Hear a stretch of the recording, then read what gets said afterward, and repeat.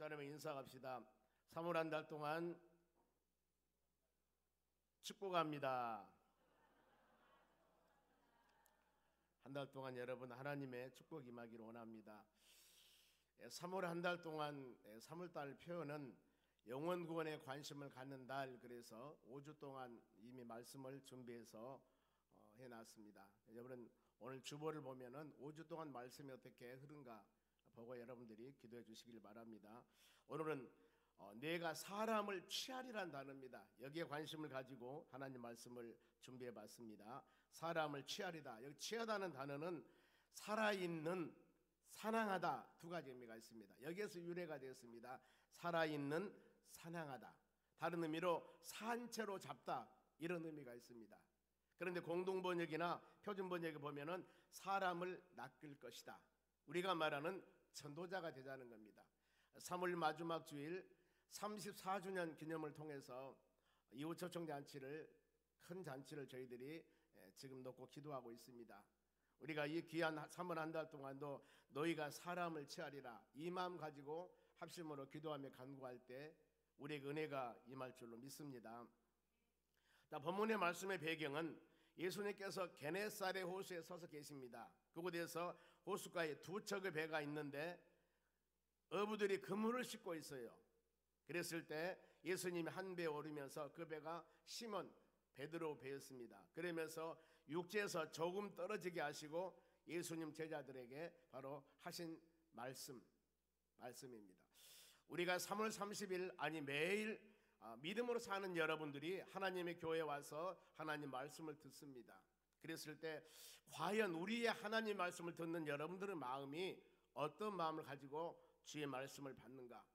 끊임없이 우리는 하나님께 예배를 드릴 때, 하나님 말씀을 받을 때 우리의 심령이 새로운 마음을 가지고 사모하는 마음이 가져야 할 줄 믿습니다. 그리고 선포되는 이 말씀이 하나님께서 우리에게 주시는 생명의 양식입니다. 생명의 말씀입니다. 이렇게 받아들인 모든 영혼들은 은혜 받지 않을 수가 없습니다. 그런데 우리의 마음의 자세가 이런 마음이 아니라는 거예요. 주일날이면 교회 와서 예배드린다는 마음, 아차 잘못하면 이게 습관적이 되어버린 거예요. 그러지 마시고 진심으로 사모하는 마음, 특히 3월 한 달 동안 첫 시간 드립니다. 우리 3월 5주지만은 이 첫 시간 드린 이 예배를 받으시고 여러분의 가정, 사업장, 일도 하나님 지켜주시고 돌봐주시라고 간절한 마음으로 기도하고 하나님께 맡기는 것이 신앙인들의 자세예요. 그래 우리는 이와 같이 하나님께 귀한 시간을 드리면서 오늘 말씀을 통하여 특히 우리 찬양단 놀랬습니다. 보면은요, 우리 지자가 얼마나 열정을 가지셨는지 우리 은퇴 목사님 두 분들요 안 가고 나올 100일 수가 없다는 거예요. 어제 같이 우리 남전도 모임 같은 식사를 했는데 같이 차에 오시면서 연세도 많이 드신 저분들이 새벽에 나올까 했는데 안 나오면 안 된다는 거예요. 왜? 첫째 하나님이 보기 위해서 그렇지만은 성가 지휘자 별 몸무게 없다는 거예요. 우리가 이런 모습들을 볼 때마다 느끼는 게 그렇습니다. 리더자, 지도자 한 사람의 지도력이 얼마나 귀한 것인가, 이걸 알 수가 있습니다. 안 느낍니까? 똑같은 사람이 똑같은 일을 하지만은 한 사람의 지도자, 리더십을 가진 사람이 얼마나 영향력을 주는가, 히딩크 알지 않습니까? 똑같은 사람 가지고 세계 4강에 들어가 버리잖아요.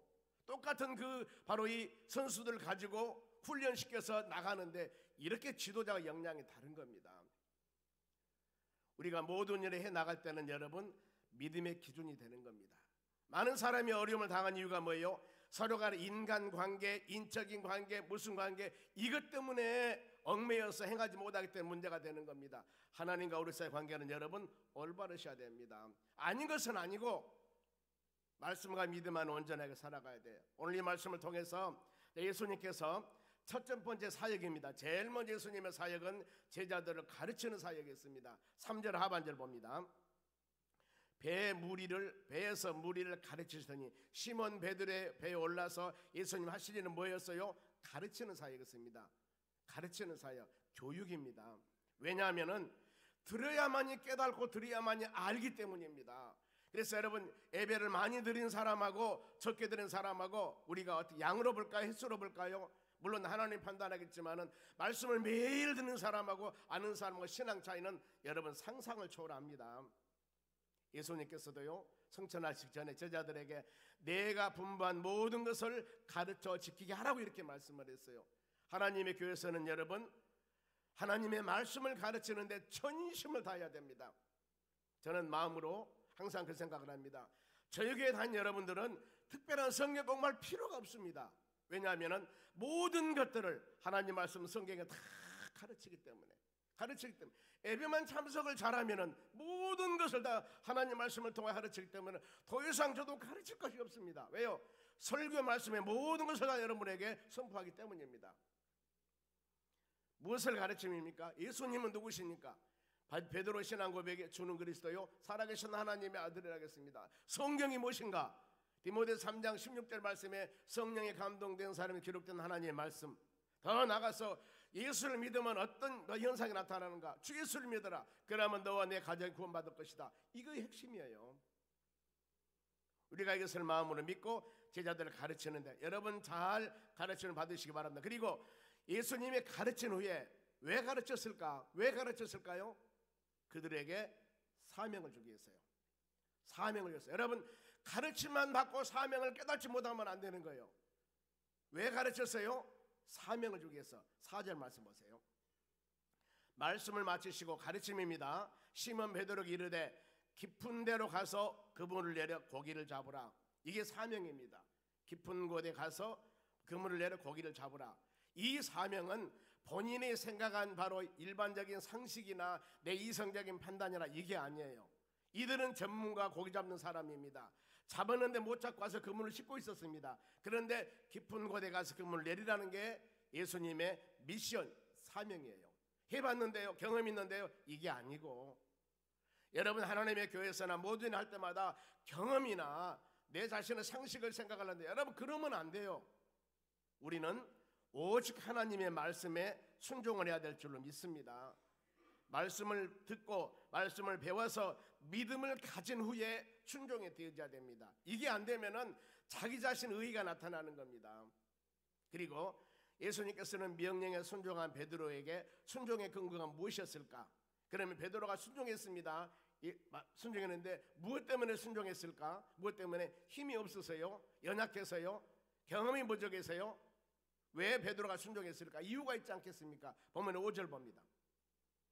시몬이 대답하여 베드로가 이르되 선생이야 우리가 밤이 새도록 수고하였으되 내 경험, 내 전문, 내 학위, 내 경험 내가 아는 것입니다. 다 이거 있었는데 이 잡은 것이 없지만은 안 됐지만은 말씀에 의지하는 단어입니다. 말씀에 의지하여 내가 그물을 내리니다. 무엇에 의지한다고요? 하나님 말씀. 베드로 순종 근거는 하나님 말씀이었습니다. 여러분의 모든 신앙의 뿌리도 근거도 하나님의 말씀에 되어져야 됩니다. 누가 하락해서 어떤 사람이 부탁해서 누가 어때서 여러분 이것도 있겠지만 더 중요한 것은 하나님께서 나에게 주신 말씀이에요. 이것이 기본이 되어져야 되는 겁니다. 이게 안 되니까 문제가 되는 거예요. 말씀이 10년까지 있지 아니하니까 내 의지 내 뜻대로 무슨 일을 하다 보니까 내가 기분 좋고 은혜가 충만할 때는 하지만은 기분이 안 좋고 은혜가 충만하지 못하면은 하던 일을 수다박 안 해버린 겁니다. 왜 그래요? 왜 그럽니까? 언제는 잘했는데 왜 그러냐 그 말입니다. 모든 것이 자기 감정에 이뤄서 된 일 때문입니다. 우리는 그래서는 안 됩니다. 베드로 순종 근거는 뭐였어요? 하나님의 말씀이었습니다. 많은 사람들은 그럽니다. 보면은 환경 탓하고 사람 탓하고 이렇지만은 주야로 여러분이 말씀 묵상하고 성령 의지할 때 믿음의 열매를 바라볼 수가 있게 되는 것입니다. 꼭 말씀에 의지해서 모든 일을 이루어나가는 여러분 되시기 바랍니다. 그리고 베드로가 하나님 말씀에 순종한 결과 말씀에 의지해서 행했을 때 어떤 결과가 있었을까요? 6절 보세요. 그렇게 하니 하나님 말씀에 의지해서 그렇게 하니 이 고기를 잡는 것이 힘이 많아 그물에 찢어진지라. 그러지 않습니까? 내 경험, 내 방법, 내 수단 이거 해봤지만은 그냥 아무것도 열매를 맺지 못했습니다. 그런데 하나님의 말씀, 하나님 말씀에 의지해서 일을 행했더니 거기에서 맺어지는 열매가 있는 것입니다.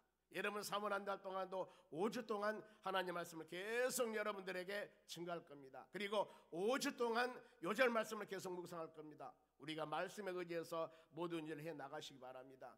내 감정에 사로잡힌 신앙은 올바르지 못합니다. 이것을 버리고 혹시라도 내가 내 감정에 사로잡힌 신앙이 됐다면 이것을 버릴 수 있는 마음을 가져야 돼요. 하나님, 이것은 버리고 주의 말씀이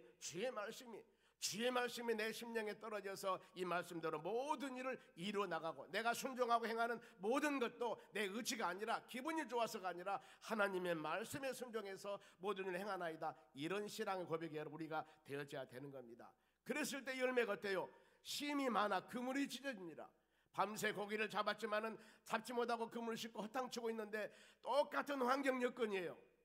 그런데 불가능한 상황이거든요. 깊은 곳에 가서 그물을 던지라고 했을 때 순종했을 때 힘이 많아 찢어진지라 이렇게 말씀합니다. 여러분 우리가 깨달을 것입니다. 순종은 기적을 낳습니다.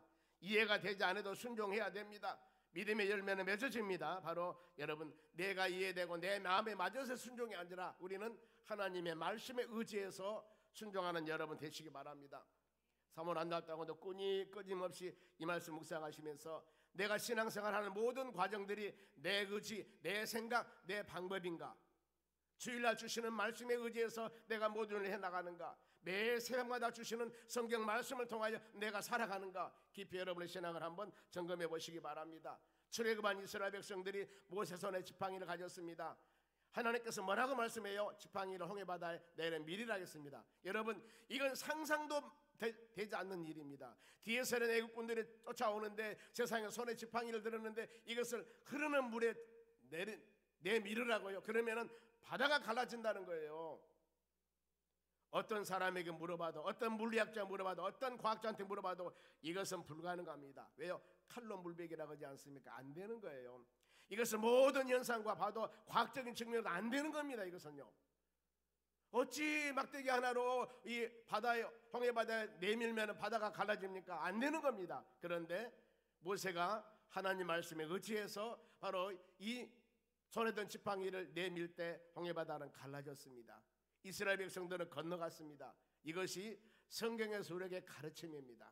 성경의 가르침 끊임없이 여러분들은 하나님의 교회에 와서 바로 하나님 말씀 붙잡고 순종함을 통하여서 아름다운 열매를 맺어나간 여러분 되시기 바랍니다. 그러면은 순종으로 열매를 뵌 베드로 신앙입니다. 아니 내가 전문가인데 학위를 가졌는데 나는 박사인데 아무리 이 방법으로 해봤는데 지식과 지혜를 가지고 했는데 안 되는데 세상에 예수님 그 말 한마디를 가지고 했더니 엄청난 열매를 맺었습니다. 이후로 바로 베드로 신앙 고백은 변합니다. 8절 보세요. 시몬 베드로가 이를 보고 그물에 찢어지도록 고기 잡지 않았습니까? 이걸 봤습니다. 예수님 무릎 아래 엎드립니다. 세상에서 아무리 자고하고 세상에서 아무리 힘 있는 사람이라 할지라도 하나님의 교회에 와서 말씀 들으면은 자연적이 그 사람의 모든 것들이 낮아지게 되었습니다. 아, 내가 세상 살면서 내 힘 의지했고 물질 의지했고 명예권에서 의지해봤지만 이거 아무것도 아니구나.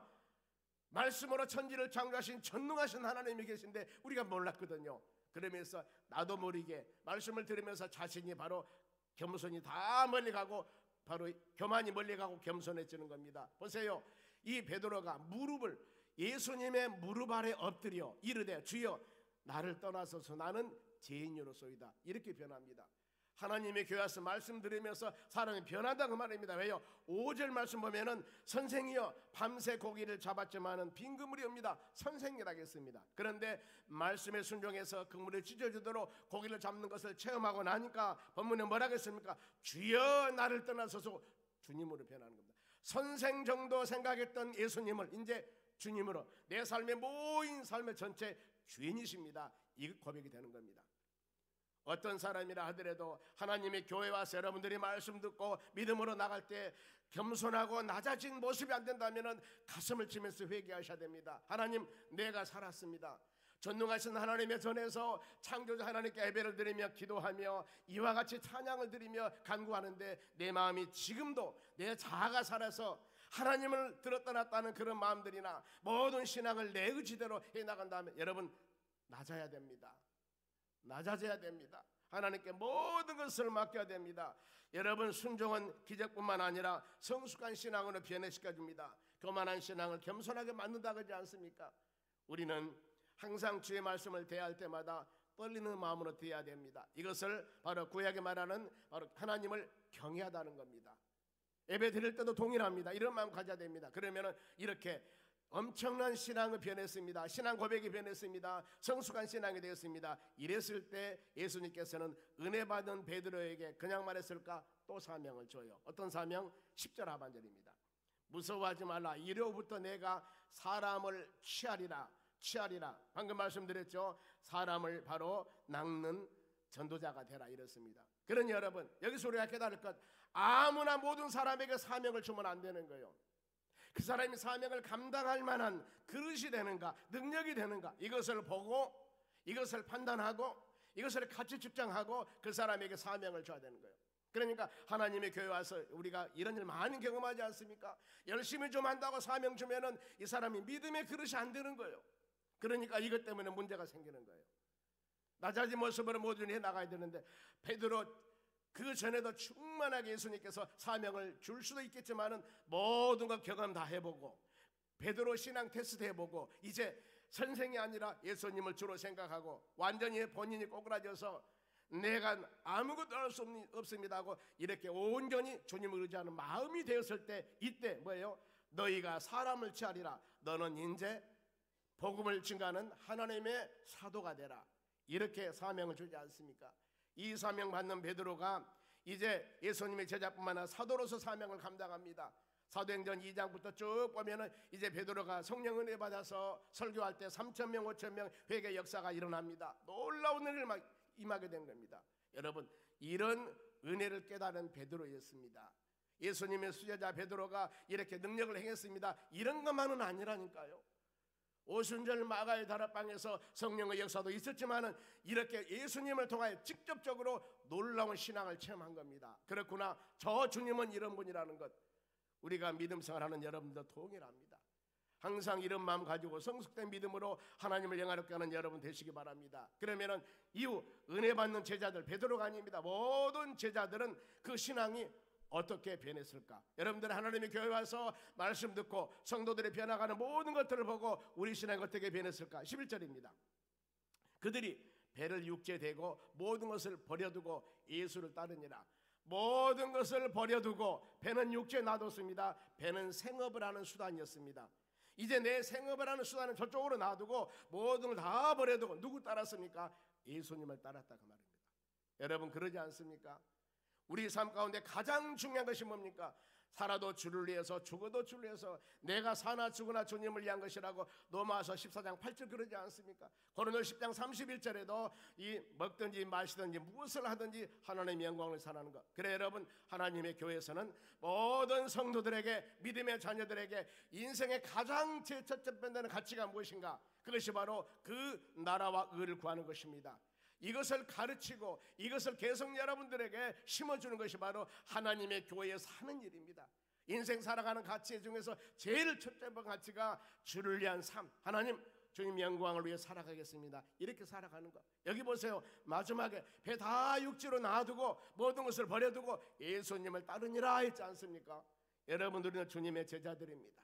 예수님을 따르는 믿음의 심령들입니다. 성령 충만한 여러분들입니다. 3월 한 달 동안도 주시는 이 말씀 꼭 붙잡고 우리가 내 의지, 내 뜻, 내 생각, 이것이 나를 사로잡으려고 할 때마다 이 베드로를 생각하시면서 여러분 기도하시기 바랍니다.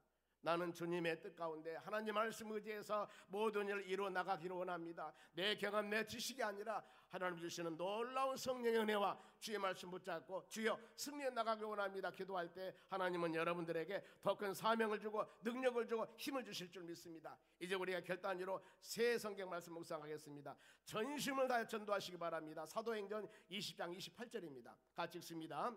내가 달려갈 길과 주 예수께 받은 사명 곧 하나님의 은혜의 복음을 증언하는 일을 마치려 하면은 나의 생명조차도 조금 더 귀한 것으로 여기지 아니하노라. 이게 바로 바울 사도의 사명 고백입니다. 이 고백이 여러분의 고백이 되었으면 합니다. 그리고 모든 10년 가운데 미랄이 되시기 바랍니다. 요한복음 12장 24절입니다. 같이 읽습니다. 내가 진실로 진실로 너에게 이르노니 한 날은 미리 땅에 떨어져 죽지 아니하면은 한 날 그대로 있고 죽으면은 많은 열매를 맺으니라. 아버지 하나님, 내가 하나님 미랄이 되어서 죽기를 원합니다. 분명 탓할 필요도 없습니다. 원망할 필요도 없습니다. 내가 미랄이 되어 땅에 떨어지면은, 땅에 묻히면은 거기에서 싹이 나고 아름다운 열매가 주렁주렁 맺어지는 겁니다. 이것이 바로 주님이 말씀하는 세상의 빛이 되고 소금이 되는 역할입니다. 주여, 미랄 되기를 원합니다. 기도하시기 바랍니다. 마지막으로 전도 씨앗 믿음으로 열심히 뿌려보시기 바랍니다. 시편 126편 5절입니다. 한 목소리로 눈물을 흘리며 씨를 뿌리는 자는 기쁨으로 거두리로다. 이 새 하나님 말씀을 꼭 마음에 묵상하시면서 여러분들이 전심전력을 다하여 바로 무릎으로 기도하며 간구하고 예배를 통하여 은혜를 받고 여러분 나아갈 때 우리 모든 삶이 바로 은혜 가운데 아름다운 열매를 맺는 역사가 일어날 줄 믿습니다. 3월 한 달 동안 여러분의 모든 가정이나 직장이나 사업장이나 일터나 마지막 3월 30일 날 이후 초청잔치 34주년 기념을 통해 이루는 이 모든 잔치가 하나님 은혜 가운데 아름답게 열매를 맺어주는 역사가 일어날 줄로 믿습니다. 기도하겠습니다. 하나님 감사드립니다. 우리는 하나님의 능력을 믿습니다. 주의 권세를 믿습니다. 오늘 주신 말씀 묵상하면서 우리 경험, 우리 지식, 우리 방법 다 멀리하고 오직 주님 의지하고 말씀 따라 3월 한 달 동안도 기도하며 간구하여서 우리의 가정, 사업장, 일터 모든 심령 삶 가운데 아름다운 열매가 주렁주렁 맺도록 복의 복을 더하여 주시옵소서. 감사하며 예수님의 이름으로 기도하옵나이다. 아멘.